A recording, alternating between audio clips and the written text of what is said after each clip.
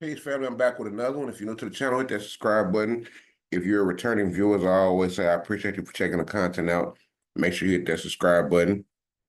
Today, we're going to talk about the truth behind breeding farms and how the indigenous people were reclassified as Black, Negro, Colored, African American after losing their rights on their land and becoming prisoners of war to slaves in the United States. If you've been following the platform, you know the slave comes from the origin of Slavic people. And so, like I said, the indigenous people were reclassified as Negroes, Blacks, Colored, considered less than human, and classified as slaves in the United States after they took over. So without holding y'all, we're going to jump straight into it. Peace and love, family. And I'm going to show y'all a little video clip, and then we're going to get into the lecture. So without holding y'all, we're going to jump straight into it. Peace. On behalf of Akuno Sankofa Bay, you know what I'm saying? Jay, where you at? We're trying to help our people elevate. Hope. H-O-P-E. We're giving them hope. We doing what we gotta do, you know? Every day, one step at a time, man. We're gonna make it happen. Helping our people elevate. Yeah. Sometimes I practice, focus, thought, and meditate. I'm trying to come with other ways to help our people elevate. And seeking knowledge make me levitate. The lifted mental state is what results from how we orchestrate. This for the family's sake. Let's self-reflect and self-evaluate.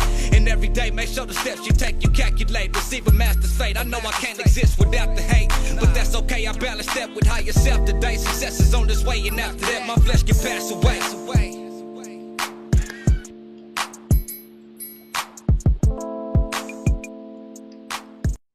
The antebellum period of American history is characterized by disturbing slavery.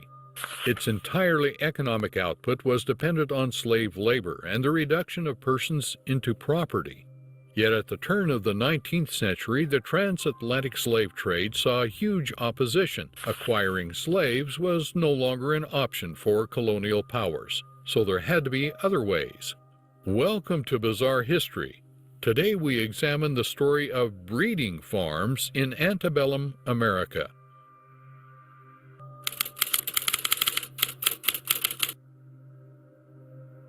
Laws and acts passed across the 18th century in America steadily degraded and destroyed any personhood an enslaved individual had. This process most pointedly took the enslaved from personhood to thinghood, leaving all rights belonging to the owner of the slave and not the person in slavery. As this ideology and culturizing took hold, the sale and purchasing of slaves became accepted, with no objection from American society or its people. There is little altruism to be found in the action of prohibiting slave importation to the United States.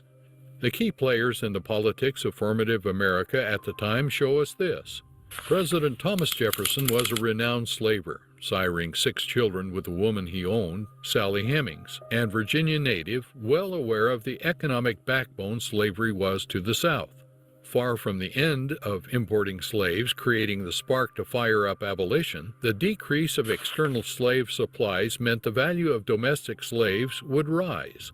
People had become products along with being the means of production. Virginia, Jefferson's state, would become the leading state in the production of slaves.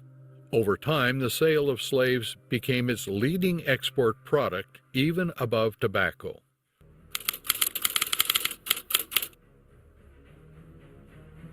At the turn of the 19th century, the transatlantic slave trade was coming to its end.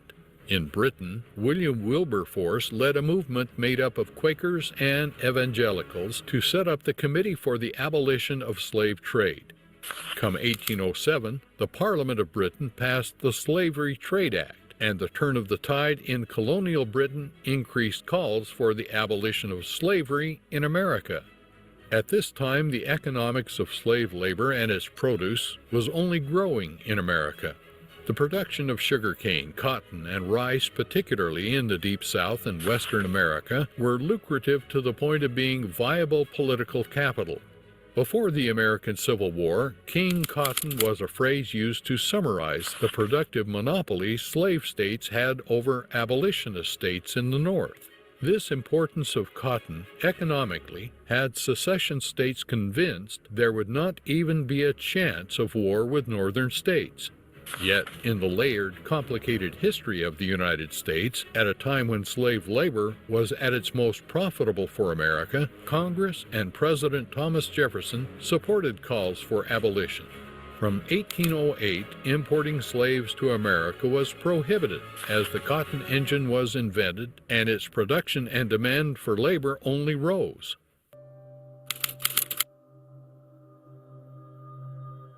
The 1808 Prohibition Act served as a great protection to the internal slave market, and slave owners doubled down. Quite chillingly, slave owners referred to breeding as a natural increase, despite the clear management and collective efforts that went into it. In an utter tangle of priorities, black women enslaved in America became a rare pillar, receiving free health care, if not the very first. As termed by Ned and Constance Subletit in their book The American Slave Coast, the enslaved woman's womb became capitalized. Fertility and its safeguarding became of the utmost importance to those in the slave trade. It's understood that home medical journals began to be circulated to aid slaves through difficult births when the matter would have been previously disregarded. Black female slaves were expected to produce 4 to 5 children. Let there be no mistake, the high mortality rate of slaves was a cornerstone of breeding's importance. Good breeding stock was commonly used to advertise a female slave for sale. Many women in these circumstances would have found themselves being continually bartered and incentivized by slave and plantation owners. It was not uncommon for an enslaved woman to have been posed an offer of freedom should she bear 15 children. The reality was a child as young as 12 to 13 could be forced into pregnancy and give birth to a child that would be taken from her only to be forced into a life of slavery. But people had become products under this system. The means were nothing short of dehumanizing. Childbearing for women slaves would start as young as 13 years old. It's more than possible that 4 to 5 pregnancies would have been expected by the time she turned 20. Vulnerabilities faced by enslaved women in a system expecting breeding from them were multiple. It was not beneath this slave market of the 19th century America to sell women slaves during pregnancy. Many would contend that the life of a female slave in America would have been a cycle of rape, pregnancy, and uncared-for birth, recovery over a matter of just weeks before pregnancy was expected again. Masters and slave owners have been detailed in numerous accounts as fathering slaves themselves. With no rights and a legal blockage to any form of personhood, this system forcing children out of women can only constitute rape. Breeding farms held the inequality of white owners being legally protected, while their black counterparts had none. Sexual abuse would only be considered one way. Slave accounts reveal that it was commonplace for slave owners to be intrusive in the sex lives of their property. Arranged marriages and forced mating were part of the breeding culture that started in slavery. With people regarded as chattel, the conditions of their breeding mirrored that of animals. Slave testimony includes the reference to stockmen. Stockmen were male slaves brought to farms to impregnate female slaves of their given owners. This importing of bucks became a theme throughout breeding. Slave owners looked to produce as many slaves capable of the hard physical labor of working fields. There is a famous study by economist Richard Stooch examining the farms of Virginia in 1860. Stunningly, the ratio of female to male slaves was around 2 to 1. The study found in total that the amount of females outnumbering males was as many as 300,000. This would have solely been for the lucrative domestic breeding industry. The inherent racist ideology rooting slavery in America meant slave owners forcing their will on their slaves would have been thought righteous by many. Along with blindness to the systematic rape of the breeding farms, white owners felt their will would have been preferable to that of black slaves. House slaves faced the most danger of being victims of their master's rape. A consequence of this would be many childbearing slaves would shield their children from their master's wife for fear of revealing the father. The account of Harriet Jacobs, a house slave in North Carolina, attested that her master fathered as many as 11 slaves.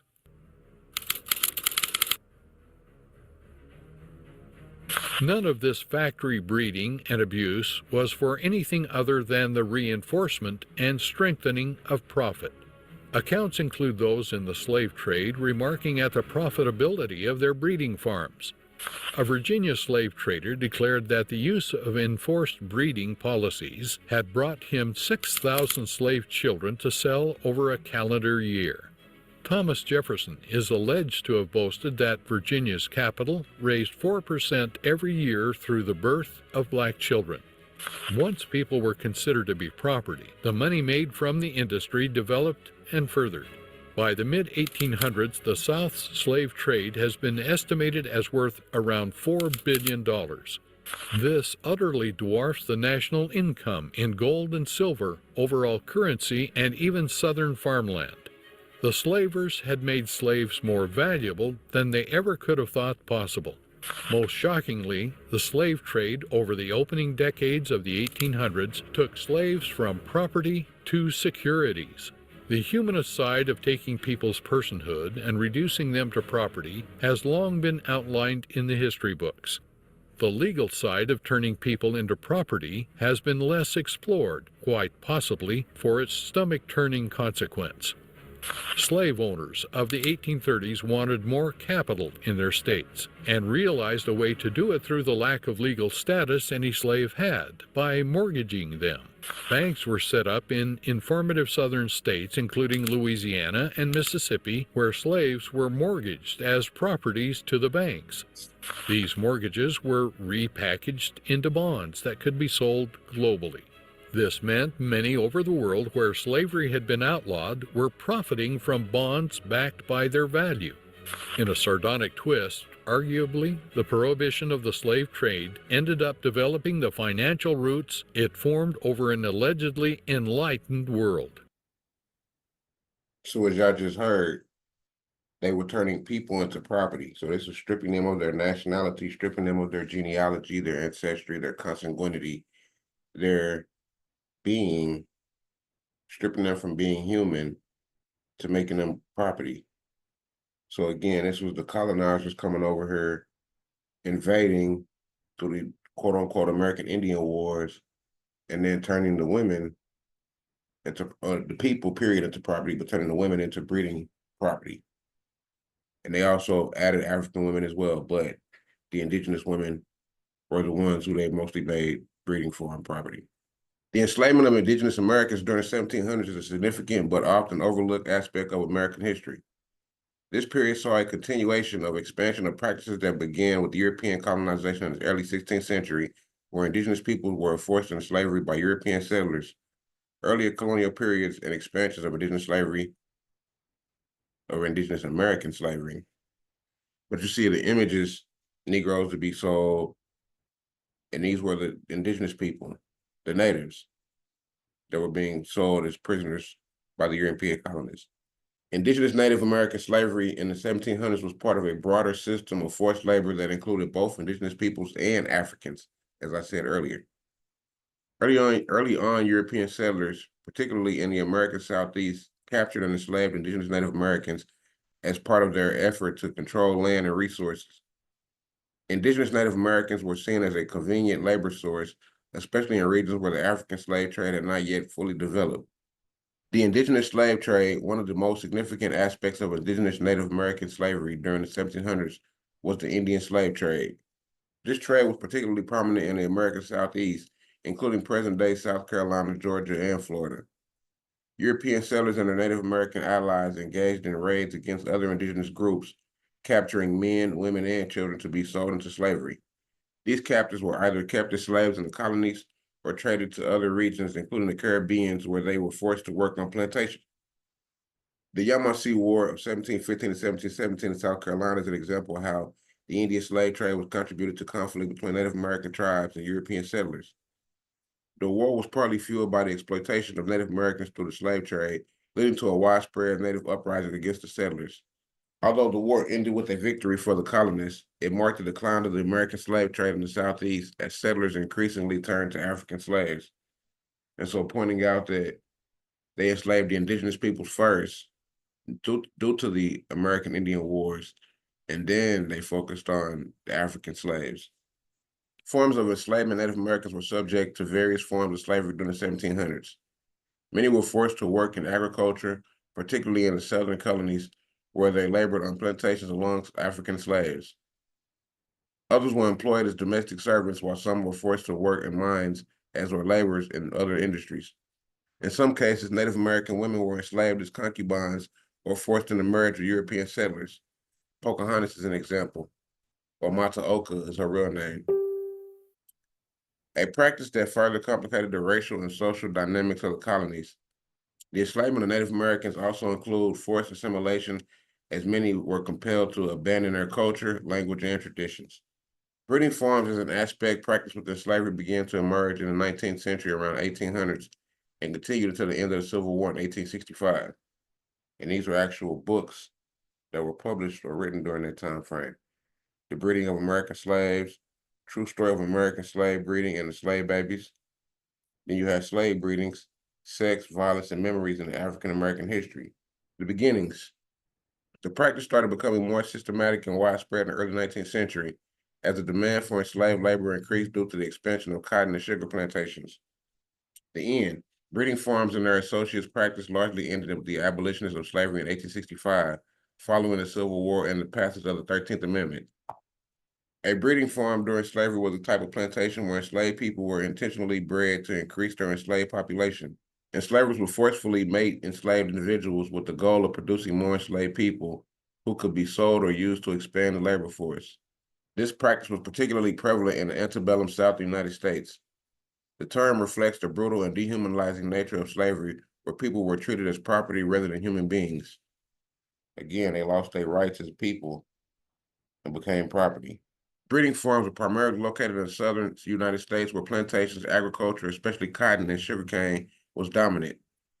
States such as Virginia, North Carolina, South Carolina, Georgia, and Alabama were known for having these type of operations. The practice was mostly prevalent in areas where there were a high demand for enslaved labor and where the enslaved population could be exploited for economic gain.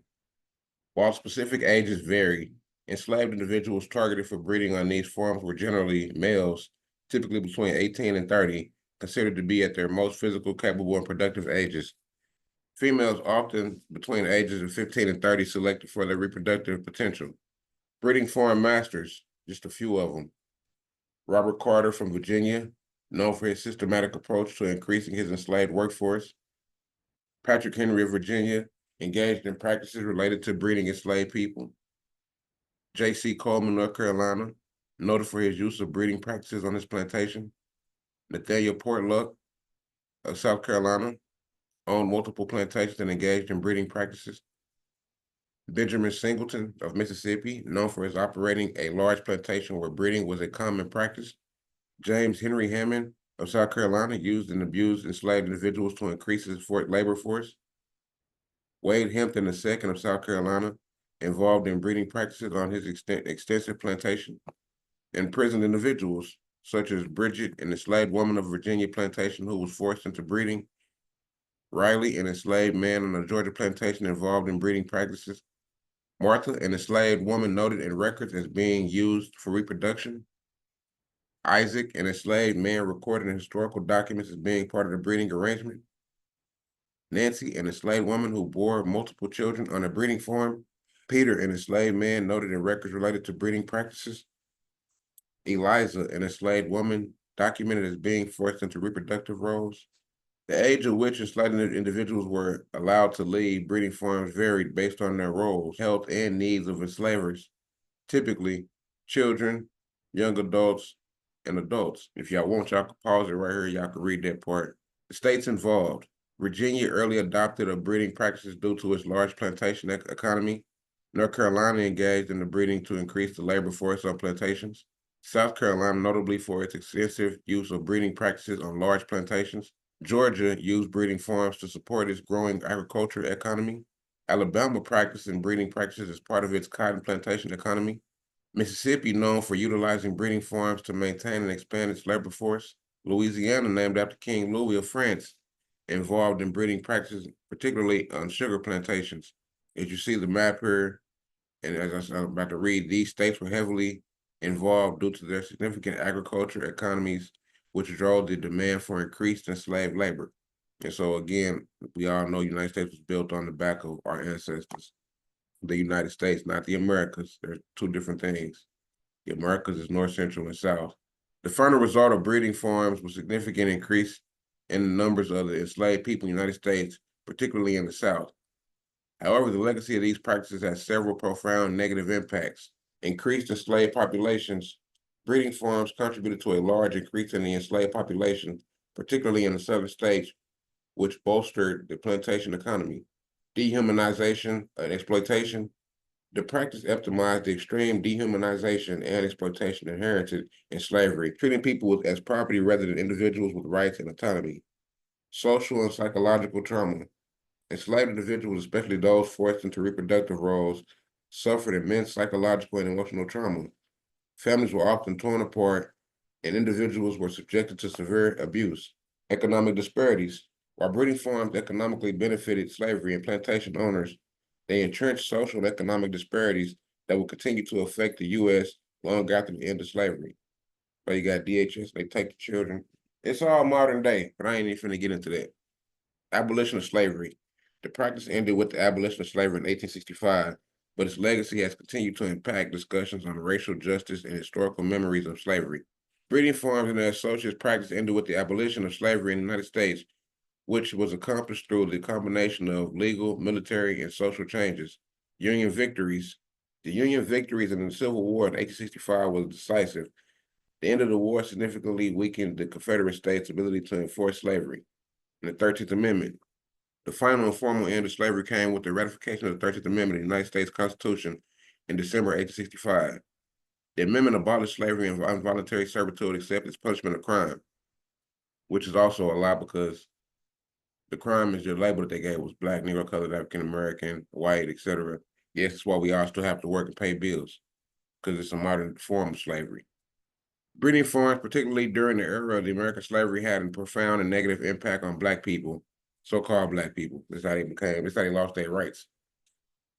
These farms were established to exploit enslaved individuals for the purpose of increasing the labor force and maximizing profit. Here are some key efforts. Like I said, dehumanization. Enslaved people were treated as property rather than human beings, reducing their value to mere reproductive units. This dehumanization had a lasting psychological and cultural impact.